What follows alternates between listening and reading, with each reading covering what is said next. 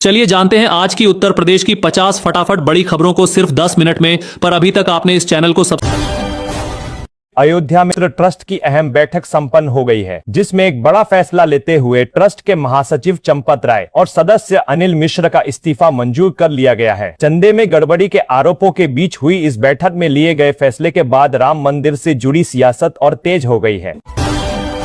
उत्तर प्रदेश में इलाहाबाद हाईकोर्ट की लखनऊ पीठ ने अयोध्या राम मंदिर चढ़ावा चोरी मामले की सीबीआई जांच की मांग वाली याचिका को खारिज कर दिया है। अदालत ने स्पष्ट किया कि यह याचिका सुनवाई योग्य नहीं है।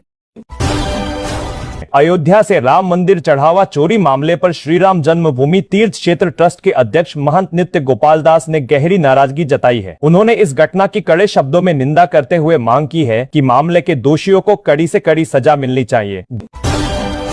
गोरखपुर में मुख्यमंत्री योगी आदित्यनाथ ने अपने जनता दर्शन में आए आम लोगों से मुलाकात की और एक एक करके सबकी दुख परेशानी सुनी। उन्होंने लोगों को ढांढस बंधाते हुए कहा, बिल्कुल घबराइए मत, आपकी हर परेशानी को दूर किया जाएगा। इसके बाद उन्होंने वहां मौजूद बड़े अफसरों को कड़े शब्दों में डांट फटकार लगाते हुए कहा कि किसी भी गरीब या पीड़ित को दौड़ाया न जाए और उनके काम तुरंत निपटाए जाएं। लखनऊ से राम मंदिर चढ़ावा चोरी पर अखिलेश यादव ने सरकार पर तंज कसते हुए पूछा कि मामले की जांच ईडी या सीबीआई को क्यों नहीं दी गई। उन्होंने दावा किया कि दिल्ली और लखनऊ की आपसी लड़ाई के चक्कर में इस बड़ी जांच को दबाया जा रहा है। लखनऊ में आम आदमी पार्टी के सांसद संजय सिंह ने अयोध्या में जमीन खरीद पर गंभीर आरोप लगाए हैं। उन्होंने कहा कि जो जमीन महज 1,73,00,000 रुपए की थी, उसे करीब 30 करोड़ रुपए में खरीदा गया। उन्होंने इस सौदे में बड़े घोटाले का दावा किया है। लखनऊ के रेलवे स्टेशनों पर अपराध रोकने के लिए जीआरपी ने बड़ा प्लान बनाया है। अब ट्रेनों और स्टेशनों पर काम करने वाले सभी ठेके के कर्मचारियों का फोटो वाला पहचान पत्र बनेगा। इससे अपराधियों पर नकेल कसने और यात्रियों को सुरक्षित रखने में मदद मिलेगी। लखनऊ में अपनी मांगों को लेकर ऑटो लोडर चालकों ने अनोखे तरीके से विरोध प्रदर्शन किया है। सरकार तक अपनी बात पहुंचाने के लिए कई चालकों ने मिलकर सामूहिक रूप से मुंडन कराया और कहा कि उनकी समस्याओं को लगातार अनदेखा किया जा रहा है। शाहजहांपुर में ऐतिहासिक फैसला हुआ है, जहां अब जलालाबाद का नाम बदलकर परशुरामपुरी कर दिया गया है। यूपी कैबिनेट ने इस नाम बदलने के प्रस्ताव को अपनी हरी झंडी दे दी है, जिससे इस प्राचीन धार्मिक और ऐतिहासिक स्थल को नई पहचान मिलेगी। लखनऊ में श्यामा प्रसाद मुखर्जी की जयंती पर मुख्यमंत्री योगी आदित्यनाथ ने उन्हें याद किया। सीएम योगी ने कहा कि डॉक्टर मुखर्जी ने देश की एकता और अखंडता की रक्षा के लिए अपनी सत्ता को ठुकरा दिया था और कश्मीर में धारा 370 के खिलाफ बड़ा बलिदान दिया था।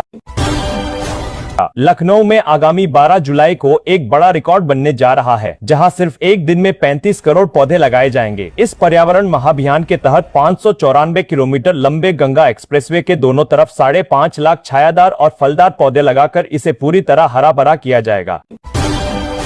लखनऊ में आम आदमी पार्टी के सांसद संजय सिंह ने राम मंदिर ट्रस्ट को तुरंत भंग करने की मांग उठाई है। उन्होंने जमीन खरीद में घोटाले के गंभीर आरोप लगाते हुए कहा कि इसके लिए जिम्मेदार ट्रस्ट के महासचिव चंपत राय को तुरंत गिरफ्तार किया जाना चाहिए। अयोध्या में राम मंदिर चढ़ावा चोरी के आरोपियों ने भक्तों के दान के पैसों से जमकर ऐश की है। पुलिस जांच में खुलासा हुआ है कि इन चोरों ने चुराए गए रुपयों में से लाखों रुपए अपनी प्रेमिकाओं के खातों में ट्रांसफर किए और उन्हें महंगे आईफोन भी तोहफे में दिए।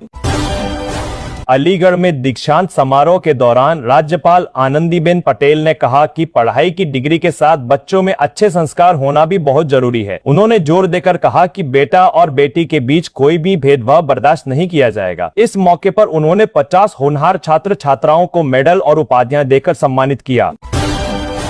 प्रयागराज में प्रेरणा पार्क के एक कार्यक्रम के दौरान मुख्यमंत्री योगी आदित्यनाथ ने कहा कि सनातन धर्म में ही भारत की असली आत्मा बसती है। उन्होंने राष्ट्र की एकता पर जोर देते हुए साफ शब्दों में कहा कि भगवान राम का मतलब ही पूरा राष्ट्र होता है। वाराणसी के चेतगंज इलाके में एक बेहतरीन पहल के तहत फूड बैंक की शुरुआत की गई है। इस खास मुहिम के जरिए अब शहर के गरीब, बेसहारा और जरूरतमंद लोगों को रोजाना बिना किसी खर्च के मुफ्त भोजन मुहैया कराया जाएगा, ताकि कोई भी भूखा ना सोए। हरदोई में रेलवे स्टेशन के मुख्य फ्रंट डिजाइन में चुपके से बड़ा बदलाव किए जाने का मामला सामने आया है, जिससे स्थानीय सांसद भी पूरी तरह अनजान हैं। खास बात यह है कि इस पुनर्विकास कार्य का शिलान्यास खुद प्रधानमंत्री नरेंद्र मोदी ने किया था। मुजफ्फरनगर में पीएम सूर्य घर योजना के तहत सोलर प्लांट लगाने से लोगों का बिजली बिल पूरी तरह जीरो हो गया है। जिले के 10,000 से अधिक उपभोक्ता इस योजना का जमकर लाभ उठा रहे हैं और भारी भरकम बिजली बिलों से उन्हें बड़ी राहत मिली है। लखनऊ में हुई कैबिनेट बैठक के दौरान योगी सरकार ने पशुपालकों के हित में बड़ा फैसला लिया है। अब राज्य में पशुओं को सुरक्षा कवच देने के लिए सरकार बीमा प्रीमियम का 85% हिस्सा खुद भरेगी, जिससे पशुओं की मौत होने पर किसानों को भारी नुकसान से बचाया जा सकेगा। उत्तर प्रदेश में मानसून ने अपनी रफ्तार पकड़ ली है, जिसके बाद मौसम विभाग ने राज्य के कई इलाकों में तेज बारिश और आंधी तूफान का अलर्ट जारी किया है। लगातार हो रही इस बारिश से जहां लोगों को भीषण गर्मी से राहत मिली है, वहीं प्रशासन को भी सतर्क कर दिया गया है। वाराणसी के दाल मंडी इलाके में चौड़ीकरण अभियान के तहत सोमवार को 3 मकानों पर प्रशासन का बुलडोजर गरजा है। सड़क को चौड़ा करने के इस बड़े प्रोजेक्ट को इसी महीने के भीतर हर हाल में पूरा करने का लक्ष्य तय किया गया है। सोनभद्र में पुलिस ने एक बड़ी कार्रवाई करते हुए पंजाब से बिहार और झारखंड ले जाया जा रहा नकली शराब बनाने वाला भारी मात्रा में केमिकल पकड़ा है। पुलिस ने इस मामले में तस्करों को गिरफ्तार कर अवैध शराब के एक बड़े नेटवर्क का भंडाफोड़ किया है। मेरठ में एक दारोगा की टिप्पणी का वीडियो सोशल मीडिया पर जमकर वायरल हो रहा है, जिसमें वह कहते दिख रहे हैं कि प्रशासनिक अफसर मोटी मोटी तनख्वाह लेते हैं और एसी में बैठते हैं। एक विवाद के दौरान की गई इस तीखी टिप्पणी के बाद पुलिस महकमे में हड़कंप मच गया है। मेरठ में प्रीपेड मीटर लगने के बाद बिजली के बढ़े हुए लोड ने उपभोक्ताओं को जोर का झटका दिया है। अचानक कई गुना बिल बढ़ जाने की वजह से जिले के हजारों उपभोक्ता बेहद हैरान और परेशान हैं और ऊर्जा भवन के चक्कर काटने को मजबूर हैं। प्रयागराज में इलाहाबाद हाई कोर्ट ने ताजमहल को तेजो महालय शिव मंदिर घोषित करने की मांग वाली याचिका पर अहम सुनवाई की है। इस मामले में अदालत ने सख्त रुख अपनाते हुए केंद्र सरकार और भारतीय पुरातत्व सर्वेक्षण को नोटिस जारी कर अपना विस्तृत हल्फनामा दाखिल करने का निर्देश दिया है। आगरा के पास लंबे समय से सड़क न बनने से नाराज ग्रामीणों ने विरोध का एक अनोखा तरीका अपनाया है, जहां उन्होंने अपने घरों पर मकान बिकाऊ है के पोस्टर लगा दिए हैं। प्रशासन के ढुलमुल रवैये से परेशान इन ग्रामीणों ने अब अपनी मांग को लेकर जिलाधिकारी डीएम के आवास पर सामूहिक धरना देने का बड़ा ऐलान किया है। आगरा में मनमानी करने वाले रोडवेज चालकों पर प्रशासन ने कड़ा शिकंजा कसा है। हाईवे पर बेतरतीब ढंग से बसें खड़ी करके ट्रैफिक जाम लगाने वाली 66 बसों का चालान काटा गया है, जिसमें से 17 बसों को सीज भी किया गया है।